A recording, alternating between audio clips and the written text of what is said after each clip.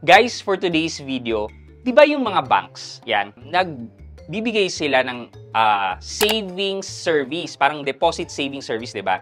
Ino-offer nila yan sa ating mga consumer. And then, maglalagay naman tayo ng pera doon.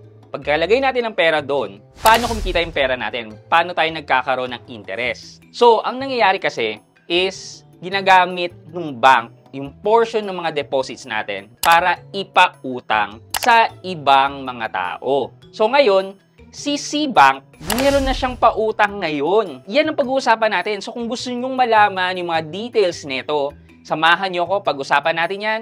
Sit back and let's discuss. Coming right up.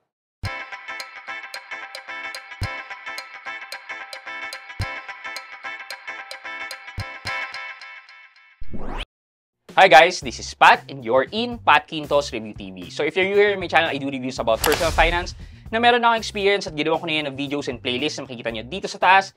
At kung bago ka dito sa channel ko, you may want to consider subscribing to my channel. So ito na nga, halos kalalabas lang na ito. Pero advance notice na to everyone, ako wala pa akong access. So sana mabigyan ako ng access dito later on at makapag-apply ako. Pero I'll be sharing na rin ito sa inyo. Baka naman meron na kayo, di ba?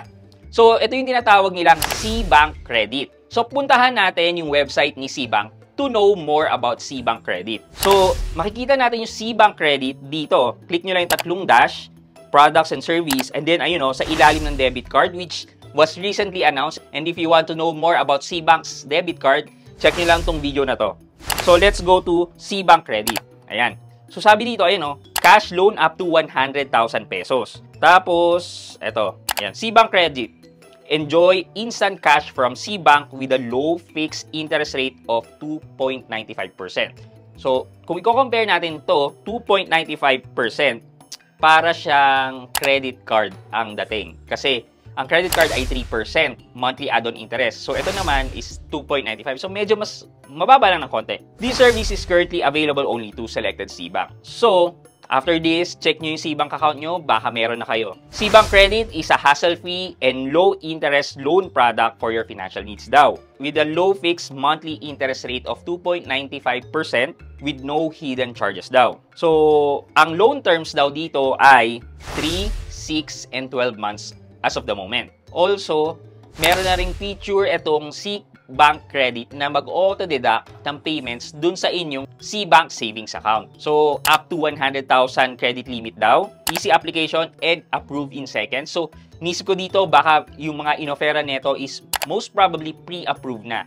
So, nasatisfy na nila yung requirement na sinet ni Cbank. And then, low interest and no processing fee. Ito daw kung paano tayo makakapag-apply ng loan and makukuha natin. Step 1, syempre i-open yung Cbank app nyo. And pag naka-open nyo yan, click nyo lang yung home. And then mapupunta kayo dito sa product offer page ng Cbank Credit. You just need to agree dun sa terms and condition and click apply now. Step 3 is mag-enter na kayo ng personal information nyo for your application. And then once you submitted that application, you will be prompted na kung approved kayo sa application nyo or denied. Tapos, if you are decided to continue, you can select the withdraw now or if that naman, withdraw later. Ayan, you can enter the loan amount if you want to adjust and also select the loan term. And then makikita yung details dito such as the monthly interest rate, how much is the monthly installment, and the due date every month. Just to note guys na meron lang na documentary stamp tax na required na mabawas dito sa loan proceeds nyo. So that's 0.75% of your loan amount times the number of days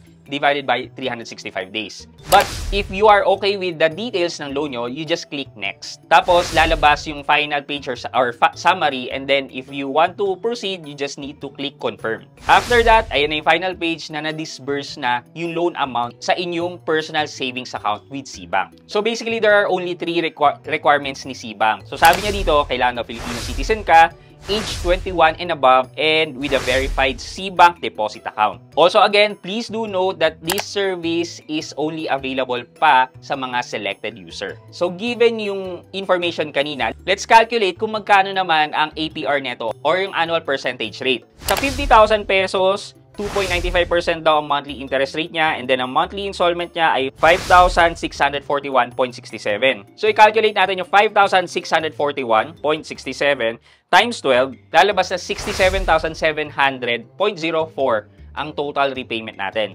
I-minus natin yung principal nating 50,000, lalabas na 17,700 ang total interest for 1 year. Divide natin yan sa principal, which is 50,000. Lalabas na 35.40% ang interest rate per annum. Again, sa mga credit card, if we calculate the per annum ng 3%, it would give us 36%. So again, kahit papano, mas mababa by 1% or less than 1% itong C-Bank versus sa credit card. So yan lang naman ang information na available sa atin right now. I still have to wait and be eligible on that. So paano ba tayo magiging eligible? We just need to make sure na kumpleto yung requirements natin, yung sinabi na age, verified na C-Bank account, and a Filipino citizen. And kahit hindi nila sabihin to guys, kailangan natin mag-maintain ng good credit standing. Basically, yung credit score natin, mapataas natin yan. At the same time, mag-maintain tayo ng deposit kay C-Bank. As much as you can, kung kaya nyo lakihan yung deposit nyo para maipakita nyo kay C-Bank na meron kayong pera, meron kayong capacity to pay. And also, like guys, yung transaction history rin tinitingnan. Like, monthly ka ba nagdalagay ng pera? Tapos, magkano yung nilalabas mong pera monthly? So, ganun, kinukuha din yun. So, kung mapapaganda nyo yung credit standing nyo, yung deposit standing nyo, well, malaki ang chance nyo makakakuha ng C-Bank credit. Okay, for our question of the day, guys, let's say ganito, katulad ni C-Bank, merong offer sa inyong loan. Ano ba yung first na instinct na gagawin nyo? Mag-a-apply ba kayo dun sa loan kaagad? O pag-iisipan nyo na, kailangan ko ba mag-loan? May kailangan ba akong bayaran? Etc. Let me know sa comment section sa baba at may chance kayo manalo ng 1,000 pesos sa ating weekly GCash giveaway. And syempre, huwag nyo kalimutang maglagay ng hashtag Grow to 100k sub para sa chance yung manalo sa ating monthly cellphone giveaway until we reach the 100k subscriber milestone. Yun lamang po for today's video. But before we end this video, mag-shoutout po muna tayo at shoutout kay at NoyCarl_24. Sabi niya, shoutout po Sir Pat. At NoyCarl_24, shoutout po sa inyo at maraming salamat sa panonood at pagsuporta ng aking mga videos. Thank you so much. I hope you like this video, leave a thumbs up, and if not, wala na problema dyan, but continue to support me by subscribing to my channel by clicking the subscribe button and also the bell button sa tabi ng subscribe para makareceive kayo ng latest notification sa lahat ng upload ko. Again guys, this is Pat Quinto, and you're in Pat Quinto's Review TV. Bye-bye!